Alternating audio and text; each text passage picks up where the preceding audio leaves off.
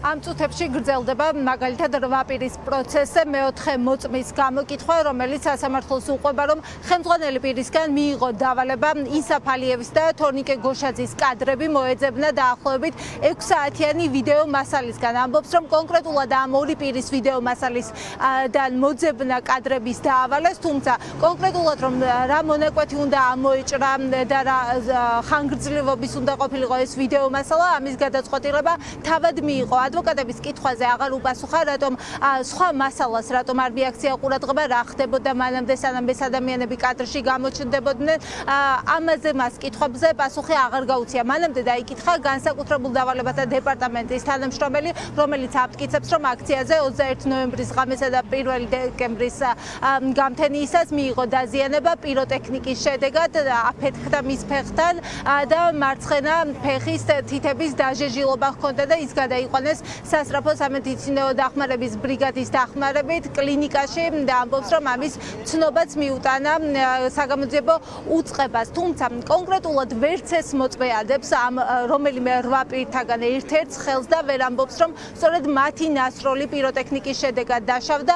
არაერთი კითხვა დაუსვეს ადვოკატებმა, რა შემხებლობა ჰქონდა მათი დაცვის ქვეშ მყოფებს ამ კონკრეტულად მასთან, თუმცა ამბობს, რომ ვერ დაინახა ვისგან ნასროლი პიროტექნიკა მოხდა და ვისი ნასროლი პიროტექნიკის შედეგად დაშავდა. ამბობს, რომ და მაგალითად ადვოკატებმა კითხეს ასევე თუ იყო დაპირისპირება სპეცრაზმელებსა და მოქალაქეებს შორის, იყო თუ არა სპეცრაზმელების მხრიდან შეურაცხყოფელი ფრაზები, პროვოცირება მოქალაქეების. ამბობს, რომ იმ დროის განმავლობაში, როდესაც ის იქ იყო, პირადად მას შეხება მოქალაქეებთან არ ჰქონდა, რადგან მის დანაყოფს რამდენიმე სხვა ჯგუფთან ერთად ევალებოდა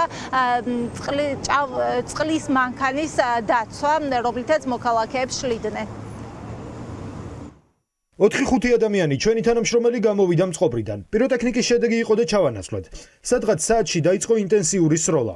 ვეღარ გაგვეგო ფარი ზევით აგვეწია თუ საწაგვიღო. პიროტექნიკა მარჯვენა ტერფის არეში ამიფეთქდა. დავკარგე მგრძნობელობა და ჩემმა ხელმძღვანელმა გადამიყვანა სასწრაფოს მანქანასთან. სანამ მე წამიყვანდნენ, ჩემზე უფრო დაშავებული პიროვნება, ღია ჭრილობა ჰქონდა. ჰქონდა გამომწვარი, დამწვარი და სასწრაფო მათი გადაყვანა გადაწყვიტა. მე მესამე მანქანამ წამიყვანა. კავკასიის მედიცინის ცენტრში გამიწიეს დახმარება. 1 საათი ვიყავი იქ და 2 კვირა მომიწია რეაბილიტაცია. ვერ დავადასტურებ და ვერ უარყოფ, რომ მათი ნასროლი პიროტექნიკით ვარ დაზიანებული. მე არ დამინახავს ვინმე სროლა და არ ვიცი. ვერ მოგახსენებთ, არ დამინახავს. მე მათ არ ვიცნობ. არც რამე პირადი ინტერესები არ გამაჩნია. ვერ დავადასტურებ და ვერც უარყოფ, რომ მათ მიერ ნასროლი პიროტექნიკით ვარ დაზიანებული. დაზარებულმა პოლიციელმა კიდევ ერთხელ დაადასტურა სასამართლოს ხტომაზე, რომ მას კონკრეტულად არ დაუნახავს ვინ ესროლა აღნიშნული პულინიზატორი. ასევე მან დაადასტურა, რომ ვეფხია კასრაძეს არანაირი შემხელობა არ ჰქონდა აი ამ პულინიზატორთან. ის როგორც ამბობს, პულინიზატორი, რომელიც იყო ცარელა, გამოიწვია რაღაცა სახის დაზიანება, როგორც ის აღწევს. თუმცა კონკრეტულად რომელმა პირმა ესროლა, მისთვის უცნობია. აღნიშნული ქონება მნიშვნელოვანი არის ის, რომ ეს არ მიეკუთვნება არც მუნიციპალიტეტს აღნიშნული ქონება, არც საქართველოს პარლამენტს და ან რომელიმე კერძო პირს. აღნიშნული დაკითხვების დროს თვითონ ქალბატონმა ბრძანა თამარმა, რომ აღნიშნული ვიდეო მასალა მას არ უნახავს თვალით და მისთვის უცნობია საერთოდ ვინ გამოიწვია აღნიშნული ავტომანქანის და სხვა ნივთების დაზიანება. ჩვენ დაცვის ქვეშ მყოფ პირს რაც არის შედარებებიან, თავადაც არ იციან, იმიტომ რომ ჩვენ რო ვეკითხებით, რომ ის ვიდეო რაც გავრცელა ვეფხია კასრაძეზე, როდის არის გადაღებული, რა ვითარებაში გადაღებული, არ იციან, ამ კითხვაზე პასუხები არ არის. დეკემბერშია გადაღებული თუ აპრილის აქციების დროს, ესეც არ იციან. შესაბამისად, რა თარიღს ედავებიან, თავადაც არ იციან. ერთ-ერთი მოწმე ვერ ამბობს იმას, რომ აი ამადან კონკრეტულმა პირმა მოგვაყენა ზიანი. ამ ვითარებაში როგორ უნდა დაადგინონ დანაშაული, ჩემთვის არის წარმოუდგენელი როგორც იურისტი.